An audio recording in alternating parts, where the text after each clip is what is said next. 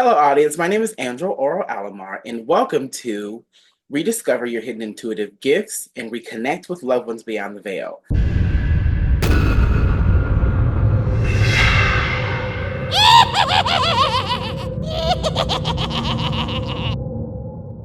Today, we have an amazing speaker whose name is Sheila. And Sheila, would you please introduce yourself and tell us what you do? Sure. My name is Sheila Seppi, and I am an author. I'm a holographic alchemist. I'm a QHHT practitioner. My list goes on and on. And I'm a soul exchange walk-in. And so I work with people every day on their physical bodies, as well as I do long distance sessions with people working in the holographic grid, releasing trauma, ancestral, whether it's miasms or behavioral patterns. I work with, releasing the magic or curses or spells, but I also work to release those traumas from whether it's this lifetime, past lifetimes, or our galactic lifetimes, because we are multidimensional, ever living beings.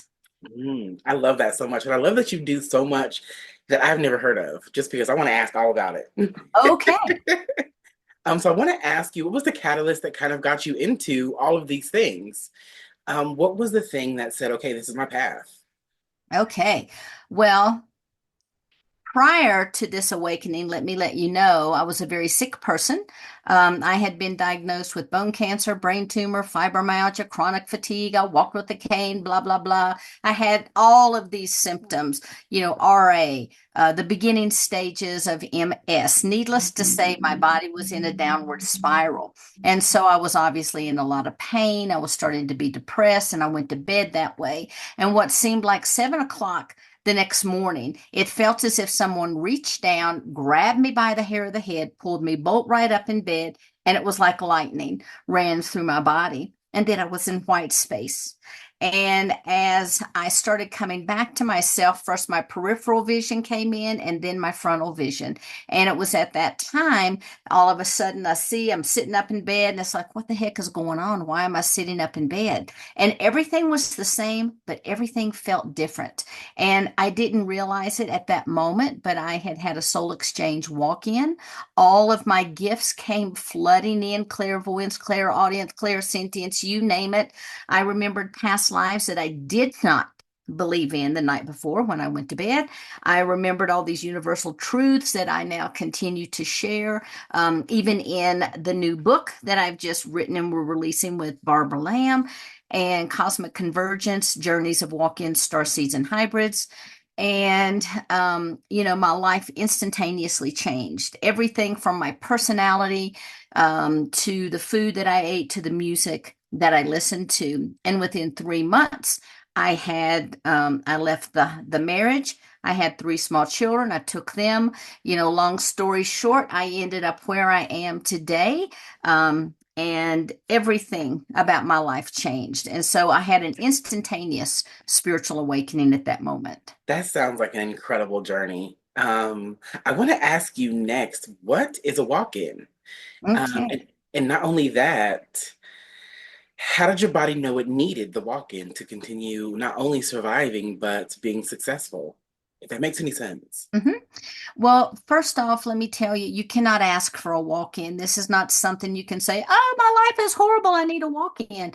Otherwise, everybody would be a walk-in on the planet, at some time or the other. It just doesn't work that way. There's a pre-birth agreement that is set into place. And so that's what had happened. Plus, when this soul cried out to be released, the collective that I am part of was here in this galaxy doing some work on the earth within the crystalline grid. And it was instantaneously decided that I would be the aspect that came in. And so from that moment, I first entered in as one aspect, just a little bit at a time, so that the sick frame, the biology and the neurology of the body was not fried. And then with over a period of time, more and more aspects came in until I am who I am today. And a walk in is when there are several different types of walk ins, but a walk in for me, in my case, I'm a soul exchange. So the old soul left this body and a brand new soul came in. So it's kind of like reincarnation, only I wasn't the same soul. Not even in the same soul group. Or, once we get up to like the master oversoul, obviously a lot of us are in that together, but I was in a totally different oversoul situation. Now, some people have what's called an infusion, and that is where the natal soul, which is the original soul of the body, stays. Other aspects come in and they integrate with what's left of that soul. Because the soul, it's not just one unit, it's this plasmatic source consciousness energy. Okay. And so part of it can leave, part of it can come in. There's braided souls, which a lot of people have heard about, which you have two souls that intertwine with each other. There's what's called step ins. These step ins or step downs are when it's like a soul exchange, only that occurs many different times throughout the lifetime. Many souls. So the body serves as just a host for a variety of walk ins. But there are so many walk-ins on this planet today. There's poppers that come in and out very quickly, just for a certain type of experience. And so you have overlays where the soul just needs a little assistance. You have another soul aspect that comes in, overlays on the top, infuses it while this one heals or whatever, and then this aspect leaves, or either it stays and merges. But that would have to come directly from the oversoul higher self aspects as well. But there are many different types of oversouls, but those are some that people, probably are the most familiar with. Okay, that is very, very interesting. I want to ask you, like, okay, so when you think about a walk-in, and when you think about someone who would kind of be a host for them, especially when it's specifically when it comes to pop-ins and souls who would come in and take their place, Mhm. does that mean that the person comes in relatively empty for those souls to come into them? No. Everyone has a soul when they incarnate, and typically a soul stays intact until the soul leaves and then the physical form expires or dies. Um, but what happens is, because we are multidimensional beings, we can have more than one aspect to come into us at a time. It does not mean that we have, that it's crowding or that there's a fight for control. A walk in never, ever, ever is a possession or is negative. If someone says, I had a negative walk in, they may have had an experience where a disincarnate being came into their field, but I can guarantee you it's not a walk in. Okay. I'm still in contact with my collective. And so I'm constantly receiving and sending tons of information every day. And depending on what the circumstance is, this information will come through. Now, I've worked with my collective for over 24 years, and they have been my greatest spiritual teachers. So from them, I have learned the truth about walk-ins, because one of the first thing I say is like, oh my God, am I a body snatcher? Because I didn't know. Once I realized I was a walk-in, I had no idea. Now, 24 years ago, you hardly ever heard of walk-ins, but I had a spiritual teacher who was familiar with them because she herself was a walk-in, and her roots were indigenous with the Hopi, and her grandmother told her that she was a walk-in from the events that had happened in her life. And the Hopi say, it's two soul traveling together until one soul leaves. Okay, that makes sense. Thank you for explaining a little bit deeper because I've never really kind of I heard about it before. I've heard about Hmm. walk-ins before, but I've never truly given it research because like you said before, it's not something that you can choose. It's not something that you can call into you. No, It has no. to happen. So I never really gave it really any attention because it's something that's just not really something that's ever happened for me. I Yes. wanted it a few times in my life growing up with a narcissistic mother, but it again, it just doesn't call you can't call it in. Right. Um, but there was a question I wanted to ask you that you already answered about do you still have connections to your ancestral lineage that you come into when you're born? into this life as your human experience? I do. I'm in contact with my birth family, but they also know I'm a walk-in. And so, I had to tell them before my first book on walk-ins came out. So they, obviously they know that I'm a walk-in and they're able to accept it on the level of understanding from where they come. And so they just kind of accept it and we just go on and we don't talk about it. We don't make it a big deal, but they definitely know I am not the person that I used to be. And I do not behave. I even look a little bit different. I mean, I still obviously have the same form. My eyes are green now, very green, whereas before they were kind of a bluish green, tended to be more of the blue. But now that I've anchored fully in, they're, very green. I love that. Okay. Okay, so I want to switch gears into your holographic alchemy, if that's Hmm. okay. And Okay. I'm wondering what that is. Will you All explain right. what that is just a little bit for us, please? Sure. So when I look at the body, and I drop in, so like right now, I'm looking at you differently than I did a moment ago. And what I'm able to see is the entirety of your auric field. And there, for me, I see this grid system that's inside. It runs all the way through you. Now, there's different things found inside this grid system. Obviously, we have our physical body, our etheric double. We have our emotional mental body. We have the astral, the matrix bodies. Then we have all of which the matrix bodies are connected to the heart, the throat, the third eye, and the crown. And then we have our spiritual body, our celestial body, and then our crystalline body. So all of that is in there. When we have things stuck in us, if we have, let's say we're trying to clear some ancestral patterns, then like with you, I could look and say, aha, here's something I see. They're very shiny. Now remember, this grid literally looks like a piece of grid paper to me. Okay, so I'm laying it over you, and in certain boxes, we've got like this little Brillo pad that attaches.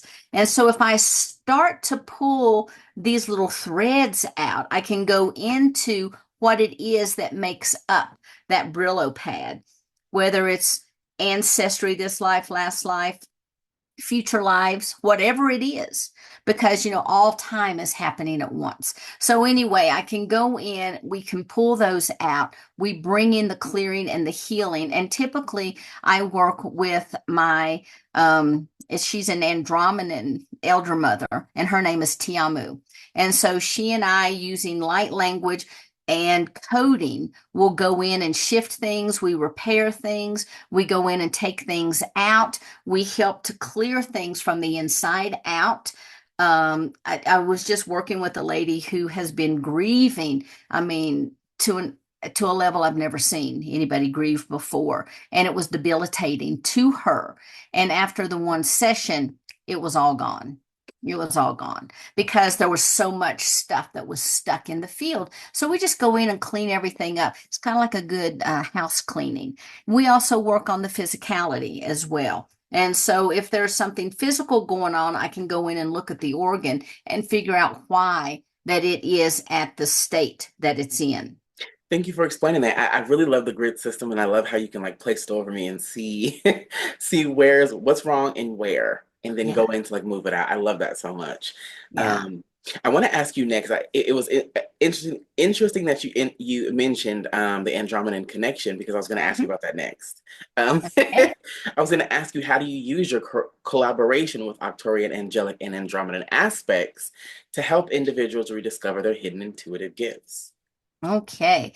So for me, when I'm sitting with someone, I have the clairsentience. Now, clairsentience, in my opinion, I can also see and I can hear and I can smell and I can taste and all these different types of clairs.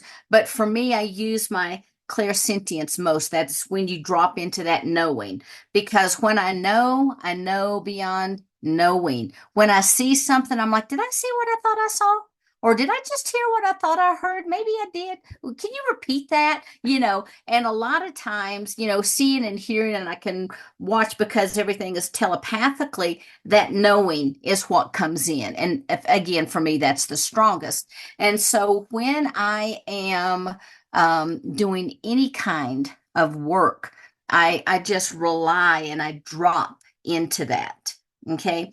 And so my collective, they have told me that the energies that I work with off and on, there's like 128 different aspects, which is really nothing because we are, forever beings. We're these plasmatic aspects. So, with that, a lot of times they'll come in when I need an answer to a question. Sometimes they'll come in and give me healing information. And so my Arcturian, Andromedan, and an angelic, not Tiamu, but these aspects, Ra, Sina, and Uma, came in and they gave me a healing technique called soul reconnection technique. Where then within the ley lines, which we didn't even talk about yet, so within there are all these various streams of data that are clumped in various forms, if you will, as much as holographic information can be in a form, but within these certain segments, I should say, then these are associated with emotions, organs, etc. And those can be cleared because, excuse me, these run left and right, front and back, and they run eternity. And so we have a lot of information that can permeate. That's why we have this protective shell around our aura, because this is us. This is our container. This is what we operate in. However, if you get enough pressure built up on the outside, it can start to work itself in. And so that's one way that I work with them. Plus, we're never disconnected. I am them and they are me. And so we have this symbiotic unit that kind of runs between us. Okay, so I want to ask you next, through your connection with the Andromedan Elder, Mother Tiamu, how do you Mhm. facilitate transformation when seeking to reconnect loved ones with the other side? With her, she specifically works with DNA. However, she provides activations. Okay. And so I wouldn't necessarily work with her per se, okay, because she has her own job. And one time I said, "Oh, well, can you tell me?" She goes, "I'm not a psychic. I'm not here to provide psychic readings. I'm here to clear people's DNA." Okay. I'm like, "Yes, ma'am." And so, but the information with the other aspects of the collective come in. And all I have to do is really open up and that information starts to come in. And so when I'm working with other people, even if I'm working on their body and they haven't asked for things, a lot of times information will just start to come out. And so I'm like, "I'm not saying that. I'm not saying that. I'm not saying that." And they're like, "Yes, you are. Yes, you are. Yes, you are." And Mhm. then I tell the person, and they're like, "Oh, wow. How did you know I really needed to hear that?" And if I'm doing a session with someone to try to connect them to the other side, then we go through a very different process. But I walk them through a process where it helps them to open up, to become more receptive, because I help them to take those barriers down. Everybody can do this. 100% of everybody listening. It just depends on what our path was, what we're supposed to do, not to do, what we need, what we don't need, and the layers that have built up that's keeping us from doing that. Yeah. I love that you said that. I love that you said that everyone can do this. I think that's very, very Yes. important. I think or a lot of the speakers are very, not just well known, but very powerful practitioners and have Mhm. been doing this for a long, long time. And I think a lot of people will come in who are new and who are just kind of starting out and will think, well, I'll never get there. That's impossible, yada, yada, yada. Yeah. And I think the summit is not just about finding or connecting with your relatives beyond the veil, but also rediscovering your intuitive abilities. And that's exactly what you said is everyone can do this. Everyone can learn this. Everyone can practice and practition. You can't all be a walk-in. No, you can't. And And yeah, I don't we know if you would want to be, but most everyone is a star seed. yes. And and everyone is psychic and everyone does have intuitive abilities. Yes. You just have to nurture Yes. them and grow them. But yeah, I kind of wanted to throw that in there just because I think for a lot of people, some of them think that they will never get to a place where they're as Right. powerful as you or as connected as you. And I think that it's good that you said that for people who really don't believe it. So thank you for saying that. Yeah, of course. Okay, so I want to ask you next. Um, when channeling light language beings, what kind of energetic shifts do you witness? Ah, well, it's individual for everyone.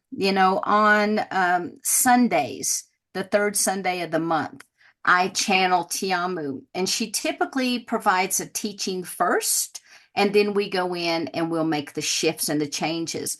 And many people send me letters that they are very, very profound shifts that occur in their lives because sometimes we just need a little push, you know? And if we have things that are caught in our fields, then light language speaks to the resonance of your field. Okay. Light language is that true language of the soul.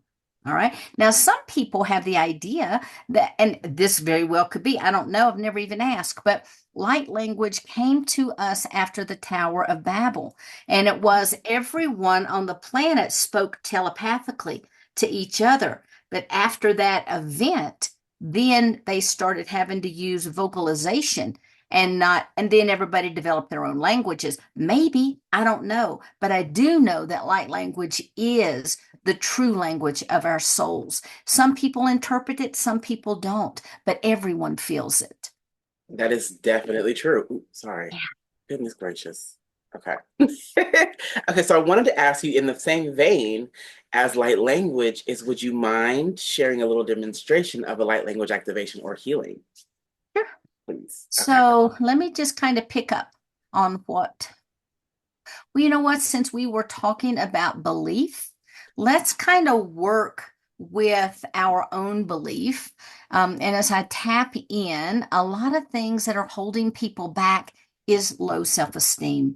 That low self esteem may not be something that they're operating from today, but it's a subconscious programming that's still running. And I'm picking up that a lot of people had, um, not so good upbringings and that they were constantly pushed down and they did not receive the type of nurturing that they need in order for these gifts to flourish. So the first thing we're going to do is to with this light language, we're going to go ahead and we're going to work on breaking through those barriers that are holding people down. Okay. And that way, as you rise, you'll rise to whatever occasion is being called of you. Okay. Okay. So are we ready? I'm ready. Okay. Okay, here we go. Hmm. Ianana katataru shukua wa eni kia alake. Ianana la shi waha kia tatadu rumwa. Eniana lakatataru shuka. E haliana urudu wa. E alana tataduru shuku enia ala katataru. Uenia nana nana yanata katadaru. Shutotokoru waha i. Ika wa. Eni wa wayana laka e. Wishi adadaya nata katataru shuka e moi e ni na la katata ru hua i na ala katata shia ni na ra katata ru kua a e ni na ra katata re shikia ala katata ru wa a le ni a wa e kia ala e ni i shia a wa e kia ala katia su wa kia na ala katia kia na katata ru kua anana ka e shi i na la katata re shi ukua a ala a e ni a wa e na la katata ru shukua ana e hia Uilia shia kalaka shia na ka alekiti. Hmm. So you can feel that she's very, very powerful. And she comes in. Sometimes if I'm working like with the fairy energy, they're very playful and they're very high vibrating. And she comes in and it's like, I am no nonsense. Let's get this job done. And I really appreciate that about her. So how do you feel? I feel good. It feels almost like Goddess Kali. The same energy of get things done. I'm coming in to remove obstacles and let's get this done. It Yeah. feels very similar to that. Her energy is very like I'm here. Where is it? Let's get it. She gets So a yeah, lot of work done fast. yeah, yeah. Same with Holly. Yeah, she's there to do things. But yeah, Yeah, thank and you again for sharing that demonstration. I think it's going to help yes, a lot of people who are listening activate and move into a state of where they can not only accept their abilities, but accept the fact that they can do this too and be open to it. yes. So thank you so much. Of course, of course. So I want to ask you next, how do you feel the thinning of the veil during times like Halloween amplifies your ability to connect individuals to their own psychic gifts and ancestral wisdom? Okay. So the fact of the matter is, we live in multiple dimensions and we exist in multiple parallel universes.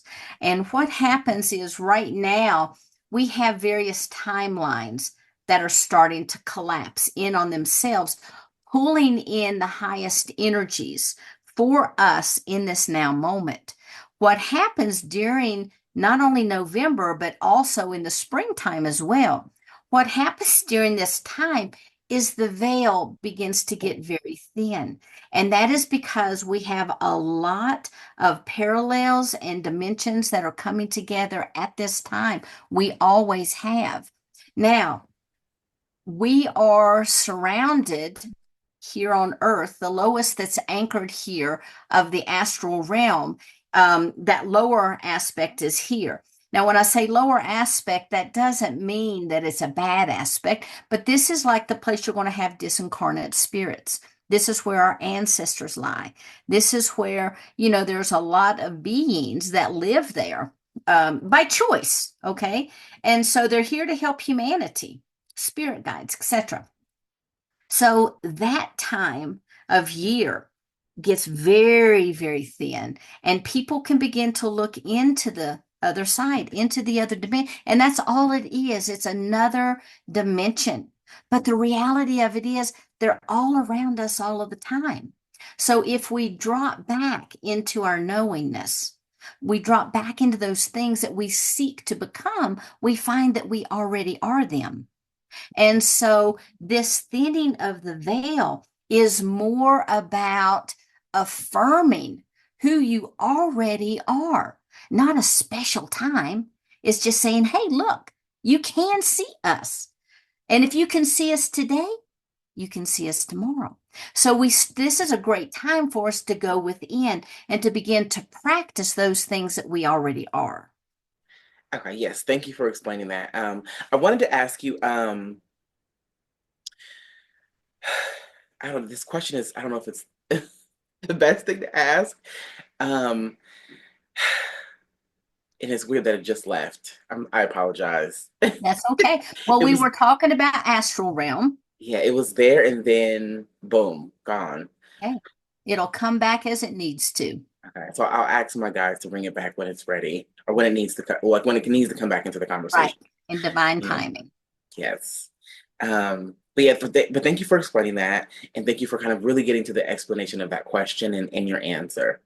And I want to ask you next, for those who are new to the concept of holographic alchemy, how can it assist in not only healing, but also unlocking their intuitive capabilities? So everything is holographic. Mhm. This world is holographic. Everything is a simulation. We are already on the other side projecting ourselves into these situations that we set up on earth for our own learning. Okay. So when you boil it down, we are divine aspects of the source energy having an experience. Okay. And we go through eternity experiencing and experiencing and experiencing until we decide, okay, we've experienced what we need to. We go back and then we start all over again. Mhm. And those are like the different density levels that we progress through. Okay. Now, when someone's new and they're first awakening and they're having this like, this big aha moment, that's because they're tapping into higher dimensional states of reality. So, right now, we exist in form in a third dimensional reality, on a third dimensional plane. However, our consciousness moves from 3D, it can move all the way up to the highest of the high consciousnesses. The trick is anchoring it and keeping us in that state all the time. So when we first wake up, our consciousness on a consciousness level is going woo, woo, woo, woo, and we're grabbing this and we're pulling it all in. And Mhm. then it has to anchor. It has to start settling. And so the best thing when we first awaken, everybody's like, what book should I read? What should I do? I mean, don't even read my books. Okay. Here's what you need to do. You need to turn inward. You need to drop in. You need to see how this feels and where it's coming from. Mm. Okay. And once you understand this new you, then you can start reading and doing this and that. But at first, drop into who you are. Mhm. Connect with your guides. That's the number one thing I tell everybody. Connect with your guides. They will tell you more than any book you'll ever read, any YouTube channel you'll ever watch, any movie, anything. You talk to your guides because they know you on an intimate level. They know your capabilities. And guess what? Maybe in a previous lifetime you were their guide. So they might even share a little bit of juicy information with you. That's true. Okay, so I want to ask you, you did kind of stress the importance of talking to your guides, but I think for not only people who are starting out, for people, but for people who come from maybe a religious conditioning or a Mhm. household where this is maybe taboo, how can they learn to not only connect but trust what they're getting from their guides? Well, the Bible talks about angels. They talk about spirits. So look at it that way. Everyone, when they're born, has an angel. That's a fact, has an angel that's assigned to you. You also have a guide that's assigned to you. And if we all come from source or we all come from God and we carry that God spark in us from point A to point B, how can it not be of God? How can it not be? This is guidance. This is sort of our how-to manual. How Yeah. do I motivate through this life this day? What do I do here? So connect with your guides. And if guides and all of this other stuff and galactics feels really foreign to you, just throw it out. Forget it. Drop into you. Listen to your voice and call on your angels I because love that. angels are acceptable anywhere. Okay. That is true. Everyone, yeah. Every religion talks about angels. Mhm. Every Most people see angels, that have the Claire can't even talk right now. Anyway, that can see. So when you can see and you start to see angels, one of the first beings that show themselves is the angels.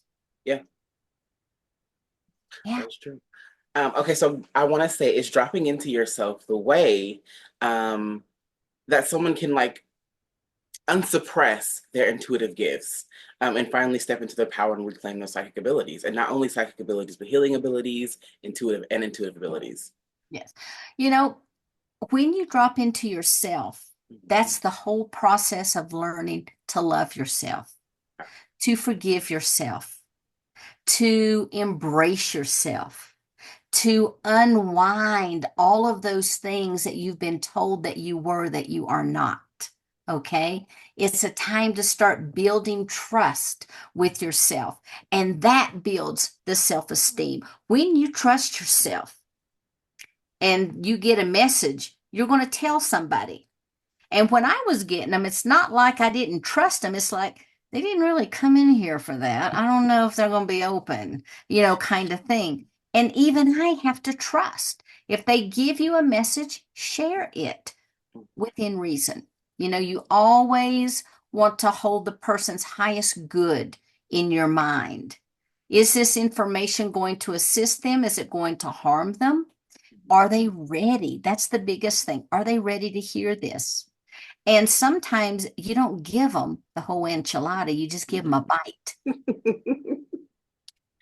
Yeah, that makes sense. And thank you again for explaining that. I think the reason again why I wanted that to be explained is because again, a lot of people are coming into this wanting to take on this life. And I think we're in Yeah. this era of like where there are so many people who are like finally understanding that this is their path, the healing, the connections with the intergalactic beings, the connection with light language, and the connection with their intuitive and psychic abilities. So I apologize for kind of going over that multiple times, but again, it's just I'm seeing and hearing so many people who are wanting to come into this, Yeah. and they really, really want really adequate understandings of how they can do it too. Trust. Yeah. Number one, trust. Because I'm going to tell you, most of the things that come to you, you can't even make that stuff up. Okay? You can't even make it up. So it's not like, okay, I'm going to sit here and give you a message. Oh, what's the message going to be? You can't do it. Okay? So trust. Go with it. And the more you practice, the more you share, the stronger you're going to feel in your abilities. I love it. Awesome. This interview has absolutely been wonderful. And thank you so much for allowing me to take up almost an hour of your time. We're not done yet, but I just wanted to share a little bit of gratitude because I think you're wonderful. What you do is wonderful. And having you on has been absolutely awesome. And I wanted to say that to everyone. Ah, thanks. Okay, so I want to ask you next, if people would like to find you, how can they do so? Just go to my website and it's SheilaSeppi.com. It's SheilaSeppi.com. Awesome. And do you have a free gift and or an offer to offer the audience today? Yeah, I think what I want to share is the progression of the oversoul. As we have been talking, I've just kind of been listening and feeling for everything. And I think the progression of the oversoul, and the reason is it starts with that source energy and it shows the various, it's not even really step downs, but we're visual people. We like charts. So we start here and all the way to the point when we incarnate. And it shows also like, if you're working with your oversoul, you may have aspects of your own self that you want to be open to receive. If you're working with your soul family, you might ask that they be revealed to you. Mhm. And remember, just because you meet a member of your soul family doesn't mean it's all going to be hunky dory. Okay? Because when we incarnate, we take on different roles. And it might be that they're going to be the very person that triggers you the most in your life. And when they trigger you, instead of getting really ticked off and frustrated, drop into gratitude because they're showing you something in yourself that needs to be healed. Why am I responding that way? What am I seeing in that person that's reflecting back to me? And none of us like to look at that. So that's our shadow side. Awesome. Thank you again so much for this wonderful, wonderful interview. And I'm so grateful for people to watch it and really enjoy what you have to offer. Not only what you have to offer, but your amazing message. So thank you, thank you, thank you so much. Thank you.